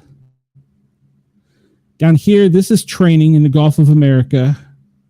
Florida could be anything from training to ice. But over here, Los Angeles. This is interesting because we have a tanker here flying out. And if we look and see, it's obviously refueling something right off the California-Mexican coast. And we got this one over here. Oh, zoom out. This one is also a tanker. And look at what it's doing. But its route is different. See its route? It's got it. This is fueling others. So we have a tanker down here refueling and a tanker up here refueling. Remember, each jet can sustain 32 aircraft. This is another tanker. Where is it refueling? Well, it's probably coming to fill one of the others. And what is this? This is a Hercules. Well, this is a transport plane. It's just kind of moving along. It ain't got nothing to do with this. Evil 11. What is Evil 11? It's an Osprey operated by the Marine Corps. It's just kind of flying around out there. And CU-30. Look at these already, right? Yeah. Look at all these Blackhawks down here. And what I'm trying to get at, and here's a Hercules. What I'm trying to get at is we have all these aircraft. Havoc. It's a C-130. It's also just flying around out there. They didn't give its flight area. And what do we have there? Another C-130. It's just kind of cruising along. All these are cruising along out in the west. That one's just passing through. Do we look at that one? Lost 2. It doesn't give us a flight path of Lost 2 or what it really is. Oh, it's a Cessna military. That's a dignitary. All right. We looked at Evil 11 Osprey. So we talk about down here. Look at all the tankers refueling. That's an inordinate amount of tankers refueling for one. And for two, remember that each tanker can support up to 30 aircraft. So that's just a transport plane. Let's hop over and we'll see here. This is from the FAA. This is warnings. Red zones are do not fly areas. You know, you have them up here for dignitaries in DC, and then you have all kinds of other training ones. We talk about the training down in the Gulf of America. But then you have these special use airspace ones. And normally these are for training, but they've been marked off here lately as danger boxes. So they are higher air priority as to do not fly in them because they are danger. This extends out from California into the Pacific. Now let's go over here for a minute and see if we see anything funny. All the red, those are just kind of parked vehicle. And all right, so that's just kind of a tanker, just kind of cruising along. All these are parked, not doing anything. That's just a tanker, just kind of moving along. Does it say? It's a U.S. tanker. And let's see. Let's pick one of these. These are all active and moving around. There's another tanker. There's a yacht. I'm trying to find if there's anything interesting out here. The military is not really going to tell you if they've got warships out there. They might flash that they're there, but they're not going to tell you what they are. Then you see some that are, just hanging out here. If that's a container ship, look at that red flag with a star. It's not moving very much. Moving, but not very much. Then we have this one. That's an oil tanker. Do we look at that one? That's an oil tanker. This one, that's an oil tanker, is parked. There's another parked tanker. Is there anything out here that's just kind of sitting there? Well, that's a chemical tanker. Ooh, even more dangerous. What do we have here? That's a oil tanker. It's an American vessel of some sort. It won't tell us what it is. All right. That's an oil tanker. Is there anything up here? That's an oil tanker. What about this right here? It's a Mexican oil tanker. They're not saying what kind of tanker that is. And it's just kind of sitting there. And it's a container ship. Let's see. Can we? Well, I don't guess we can. Let's go over to Ship Explorer and see if it shows us anything different. I'm getting it. Just hang out down here. Keep a real close eye on with a lot of fighters. What could be parked down here that's causing such distress for the U.S. to have so many tankers out there? What would be, it's underway. What could be hanging around out here that's causing the U.S. military to just kind of be active in the area? I can't sort this by country, can I? What I'm getting at is there is some kind of vessel, container vessel from a flagged country just parked, sitting. It's a container ship. Now, I'm not a conspiracy theorist, but I will remind you that containers have recently deployed mass drone swarms in other parts of the world. So what I'm getting at is our military is doing an awful lot of training and spending time in this area off the Pacific coast, pretty much from Central California down to the Baja, and they have a large amount of fighter aircraft in the area, more so than normal. More than normal. I mean, if we zoom out and let's see if there's any over the center of the country, we'll probably see one or two because the military always tries to have fighter aircraft up. It's Friday, so it should be a lighter load, but yeah, there's a tanker and it's not fueling anybody. There's a training flight. It's launched. There should be some up here. And that's a tanker. It's not really on a circling, so it's probably escorting aircraft. So the ones on the straight line are usually escorting aircraft. It's when they circle is when they're fueling. Oh, there's a Poseidon. You know what that is?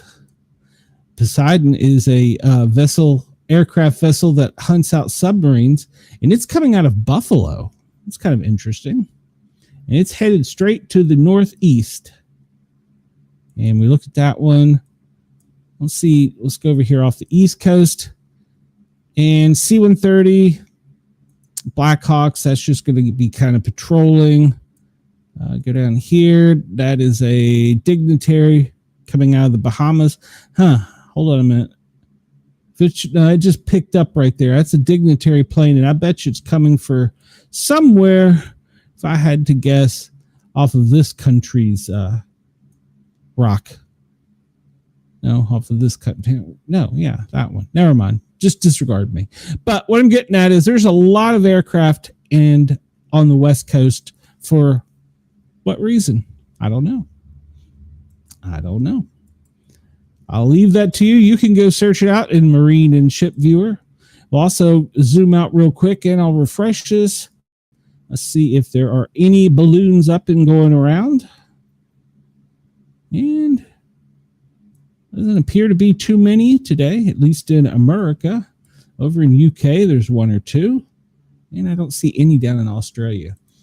All right, so we'll end our day, since we ran over last night and got in trouble, or yesterday and got in trouble. We'll end our day with Bitdefender.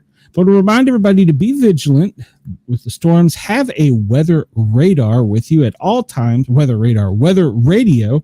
If you have weather radar, that's good too. I doubt you do, though. If you're out on the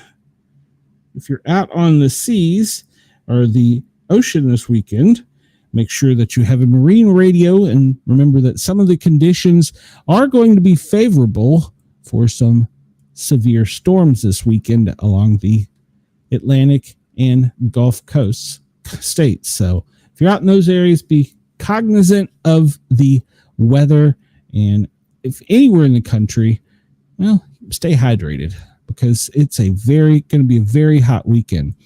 All right, so I will not have a show tonight on Big Brother, but Harley and I will have a show Sunday night. We're going to update you on everything Big Brother. We'll talk about Ashley's vote and who is now the new head of house, who is nominated, and what it's looking like. So we will have that Sunday night, and then Monday I will return for my normal shows. Monday afternoon, look for posts on social media. I will be guesting on a podcast, the Best Damn Podcast. I don't know where it's going to air, so I don't know that I can link it to my channel. So check out the Best Damn Podcast Monday night, 6 p.m. Eastern time. I'll be on it. For everybody else, I will see you next week. Let me push some buttons here to keep us legal. Everybody have a great weekend. I hope to hear and see from you soon. Harley, I hope to see and hear from you soon. You're listening to a Dare Media Group radio station. Daring Australian Radio Entertainment. Dare Media Group is the home of these online radio stations: Radio X Gold, Radio X Country, 6RXM Radio X Magic, and Dare Talk Radio. Find out more at daremediagroup.com.au. There you go. Thank you to Yerg's Radio and to Radio X Dare Media for allowing us to tickle your ears. Please come over and find us on the YouTubes under the Sportcat shows Paranormal. Guys, give us a like, give us a share, give us a sub, hit that notification bell. Everybody have a great weekend. In case I don't see you, good afternoon, good evening, and good night. That's right. In case I don't see you, good afternoon, good evening, and good night. Everybody have a great weekend. I will talk to you soon. Sportcat is out.